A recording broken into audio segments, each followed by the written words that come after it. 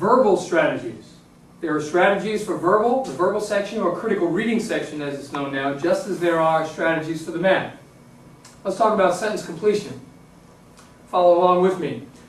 Under sentence completion it says, A, covering up the answer choices and making up your own word that fits the sentence will often make the answer jump out at you and save a lot of time. In other words, if you take the time to plug in every single answer choice they give you, it takes too much time. Physically put your hand over the answer choices. Read the sentence and try to plug in a word from your own vocabulary to cause the sentence to make sense. Then by revealing the answer choices, typically a synonym will jump out off the list much more quickly than trying to substitute everyone in.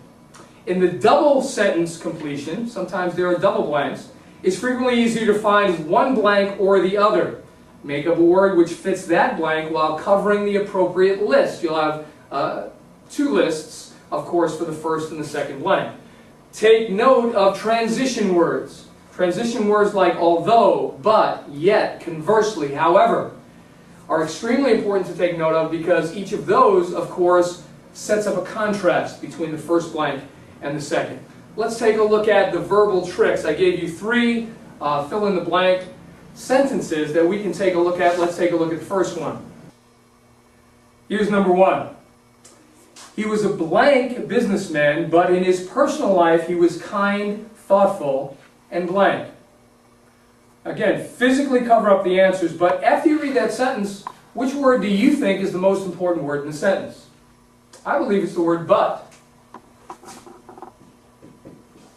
The word but immediately tells you that there's a contrast, a contradiction set up somewhere in the problem. He was a blank businessman, but in his personal life, he was kind, thoughtful, and blank. Kind, thoughtful, and blank, of course, is a series as well. And so what can we say about, is there a relationship between those two blanks? Of course there is.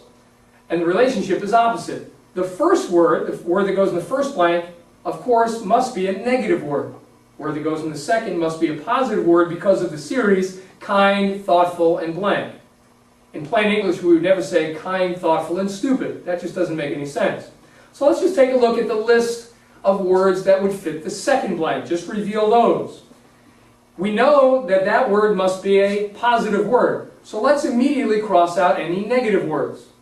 Negative words. Self-centered is clearly negative. Cross it out. Menacing is clearly negative. Cross it out. Tactful. You might say, well, I'm not sure whether that's positive or negative. If that's the case, can you cross it out? The answer is no. You cannot cross out a word whose definition you're not familiar with. You may be crossing out the answer. So tactful remains in play. Magnanimous. Gee, I'm not sure what that word means. Got to keep it in. Compassionate, we should know, of course, is positive. So right now, just C, D, and E are in play. We said the word that fits the first blank should be negative. Now let's reveal the words on the first list. Already competent and avaricious, choices A and B, are already out because we crossed out their complements before. Surreptitious, ruthless, and amiable are the only words left. It should be a negative word. Cross out anything that's positive.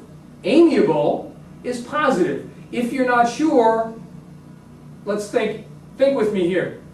Do you take a foreign language? If you do, perhaps, if it's Spanish, you know the word amigo, and even if you don't know Spanish, if you don't take Spanish, you should know the word amigo simply means friend. If you take French, ami or ami, of course, is the exact same word. Take a look at the roots. Your experience in foreign language in high school is going to give you a plethora of words, a whole cache of words with which you may be familiar, but you need to bring that resource to your disposal here, and you'll find that, in fact, those vocabulary words that perhaps you spent a lot of time with index cards on are going to be a great resource for you. Begin to recognize the roots of words.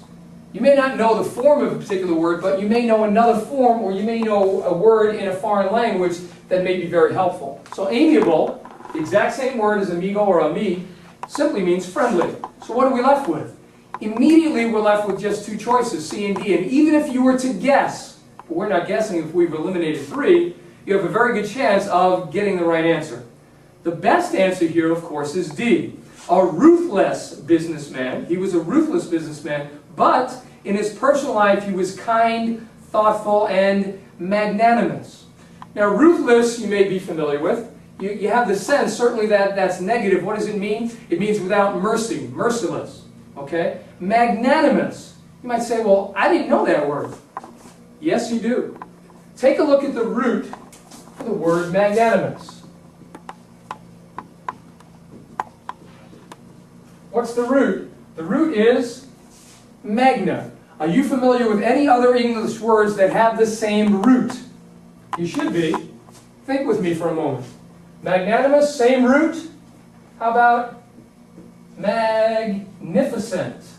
How about magnetic? How about magnify? All of these words are positive attributes. Magnificent, magnetic or attractive personality, to magnify, to make bigger. Magnify the Lord, the Bible says. Magnify, to make bigger. What is magnanimous? Magnanimous means big-hearted or generous. And that certainly would fit the context here. But what about C, you might say? Is surreptitious a negative word? Yes, it is. Is tactful a positive word? Yes, it is. So there's your sort of trap answer. Surreptitious means stealthy or furtive or secretive. Tactful means a good decision maker, means discerning. Okay? So that's a negative and a positive word, but it doesn't quite fit the bill. It doesn't really nail it on the head as well as choice D does, ruthless and magnanimous.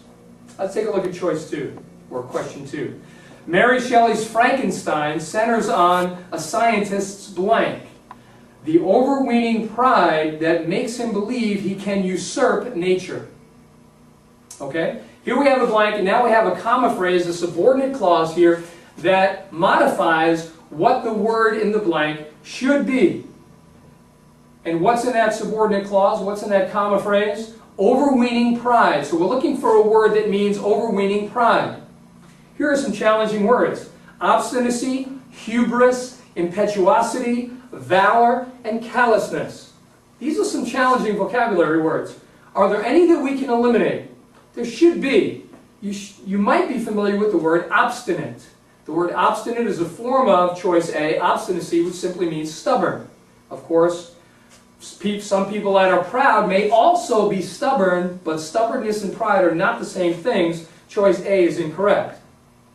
Impetuosity, choice C. Somebody who's impetuous is rash, they're abrupt, they do things quickly, often out of control. That's not the same thing as pride. Choice D is valor. Valor, of course, means bravery. Bravery is not pride, although sometimes they might go together as well. Callousness. Again, you may not be familiar with that form of the word, but you're familiar with calluses on the hands of people that work outdoors or work with their hands a lot. It means hard, just as hard skin of a callus, that adjective can be used of a person's personality. They may be callous as well. And so, of course, by elimination, the best word here is hubris. Tough word. Hubris is not a common word, but hubris means pride, and that's the one that best fits this answer. So we see here that perhaps we may not be familiar with a particular word, but by the process of elimination, we may be able to get to it because we know the forms of other words. And one last one. Number 3, a judicious biography must be blank representation that depicts both the strengths and weaknesses of a subject, avoiding the two extremes of blank and indictment. A judicious biography. Let's take a look at that word for a second. Judicious. Again, try to take note, if you will, of roots.